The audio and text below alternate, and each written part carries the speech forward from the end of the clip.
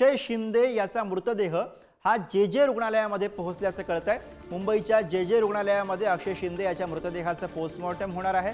बदलापूर अत्याचार प्रकरणामध्ये नराधम अक्षय शिंदे याचा एन्काउंटर करण्यात आलेला आहे आणि या संदर्भात ही महत्त्वाची अपडेट आता मुंबईमधून पुढे येते आहे। अक्षय शिंदे याचा मृतदेह हा जे रुग्णालयामध्ये पोहोचलेला आहे। मुंबईच्या जे रुग्णालयामध्ये अक्षय शिंदे याच्या मृतदेहाचं शवविच्छेदन केलं जाणार आहे आणि त्यासाठी आता अक्षय शिंदे याचा मृतदेह जे रुग्णालयामध्ये पोहोचला आहे। तिकडची ही लाईव्ह दृश्य आपण बघतोय। बदलापूर अत्याचार प्रकरणामधील नराधम अक्षय शिंदेचा एन्काउंटर करण्यात आला आणि याच विषयीचे आपण ताजे अपडेट्स घेऊया। प्रतिनिधी निखिल सध्या आपल्याला अधिक माहिती देतात। निखिल,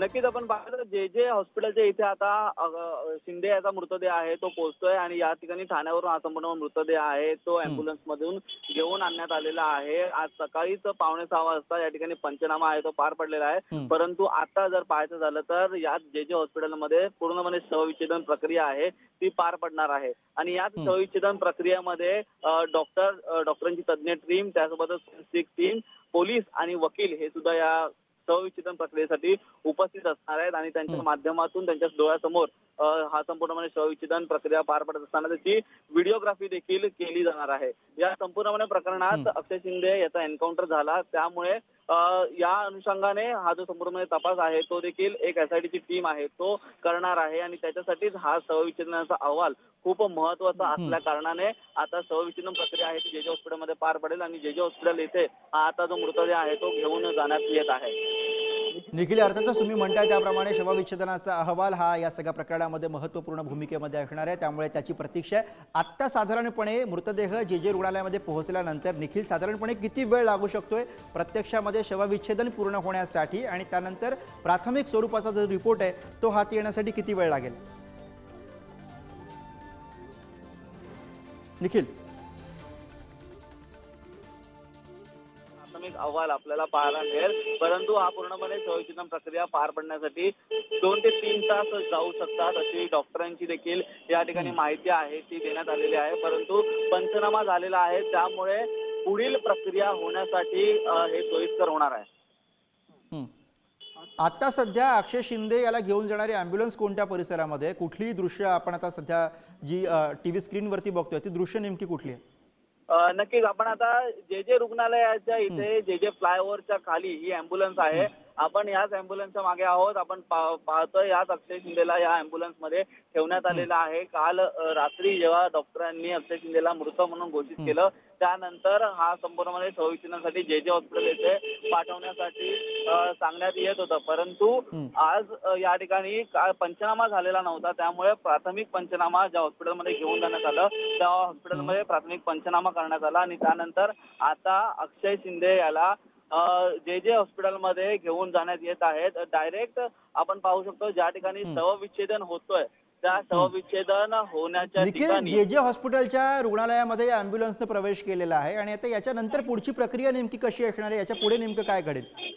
आता जे हॉस्पिटलमध्ये अँब्युलन्स गेल्याच्या नंतर सर्वप्रथम आहे ती शवविच्छेदनासाठी त्या ठिकाणी अक्षय शिंदे याला नेण्यात येईल। त्यानंतर फॉरेन्सिक टीम आहे ती सर्वप्रथम या बॉडीचा संपूर्णपणे पंचनामा करतील आणि फॉरेन्सिक टीम यांनी पंचनामा केल्याच्या नंतर त्याच्यावरती तज्ज्ञ डॉक्टरांची टीम आहे त्यांच्या माध्यमातून हा शवविच्छेदन प्रक्रिया आहे ती सुरू करण्यात येईल आणि या संपूर्ण प्रकरणात पोलीस आणि त्यासोबतच वकील देखील या ठिकाणी असणार आहेत आणि त्यांच्या माध्यमातून हा संपूर्णपणे अहवाल आहे तो 2 ते 3 तासामध्ये आपल्याला पाहायला मिळेल।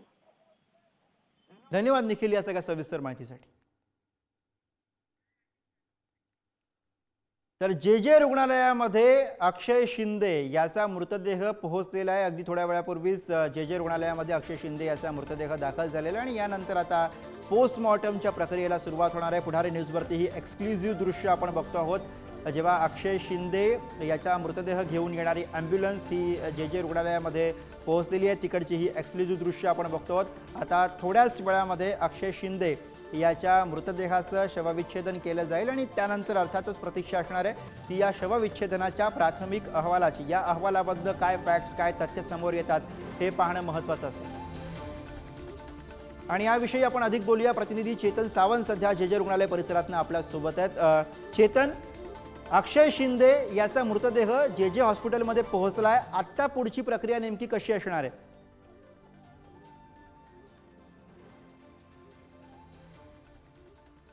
चेतन, रुग्णालयात पोहोचली आहे, जिथे पोस्टमॉर्टम होणार आहे त्या विभागामध्ये अँब्युलन्स पोहोचलेली आपण पाहतो. ही अँब्युलन्स आता आतमध्ये गेली आहे.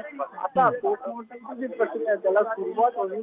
आपण पाहू शकतो फॉरेन्सिक टीम देखील तिकडे उपलब्ध आहे. फॉरेन्सिक टीम देखील हा पोस्टमॉर्टम जेव्हा सुरू होईल तेव्हापासून तिथे उपस्थित राहणार आहे. म्हणजे जो काही अवधी लागणार आहे पोस्टमॉर्टमसाठी, जो काही वेळ लागणार आहे तेवढा वेळ फॉरेन्सिक टीम देखील तिकडे असणार आहे. आणि त्याचबरोबर हा जो पूर्ण पोस्टमॉर्टमचा जो अहवाल आहे तो सादर होईपर्यंत फॉरेन्सिक टीम या हॉस्पिटलमध्ये असणार आहे. अंदाजे 3 ते 4 तास लागू शकतात अशी देखील अंदाज डॉक्टरांकडनं वर्तवला जात आहे. आणि त्यानंतरच प्राथमिक अहवाल हा आपल्याला समोर येईल की नेमकं काय घटना घडली होती, नेमकं कशामुळे अक्षय शिंदे याचा मृत्यू झाला हे देखील आपल्याला समोर येईल. मात्र त्यापूर्वी आपण पाहिलं असेल तर अँब्युलन्स ज्यावेळी गेली त्यावेळेस फॉरेन्सिक टीम देखील होती. आणि कालच आपण पाहिलं असेल तर मुख्यमंत्री आणि गृहमंत्र्यांनी एक समिती स्थापन केली आहे. आणि ही समिती आता या पूर्ण एन्काउंटरच्या चौकशी, या पूर्ण एन्काउंटर संदर्भातल्या चौकशीचा अहवाल सादर करणार आहे. त्यामुळे हा जो पोस्टमॉर्टम रिपोर्ट नेमका काय येतो हे देखील पाहणं महत्वाचं असणार आहे. चेतन, राजकीय दृष्ट्या हे प्रकरण अर्थातच वादग्रस्त आहे. आरोप प्रत्यारोप बाहेर सुरू आहेत. अशात हे पोस्टमॉर्टम होत आहे. या सगळ्या पार्श्वभूमीवरती, या सगळ्या प्रकरणाचं गांभीर्य लक्षात घेता कशा पद्धतीनं आता जेव्हा शवविच्छेदन होणार आहे तेव्हा सज्जता पाहायला मिळते, तेव्हा खबरदारी पाहायला मिळते? चेतन,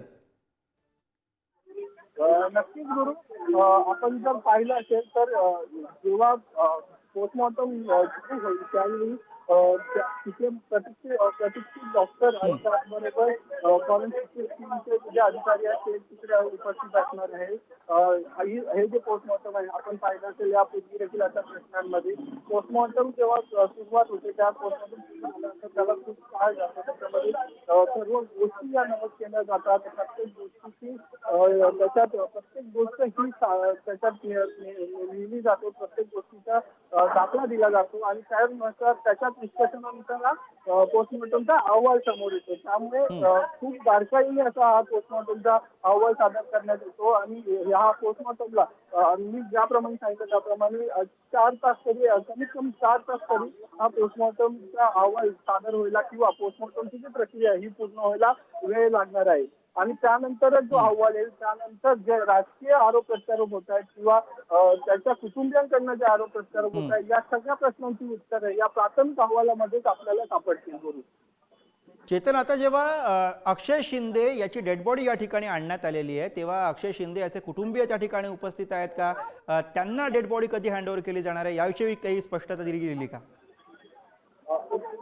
आपण पाहिलं असेल तर अक्षय शिंदे यांच्या कुटुंबियांना सर्वात पहिलं म्हणजे माहीत नव्हतं की अक्षय शिंदे यांचा मृतदेह कोणत्या रुग्णालयात नेण्यात आला आहे, त्यानंतर कोणत्या रुग्णालयात त्यांचा पंचनामा करणार आहे आणि कोणत्या रुग्णालयात त्यांचं पोस्टमॉर्टम करणार आहे याची कोणतीही माहिती त्यांच्या कुटुंबियांना नव्हती. प्रसार माध्यमांकडनं काही माहिती देत होते, प्रसार माध्यमांकडनं त्यांना माहिती देत होत्या.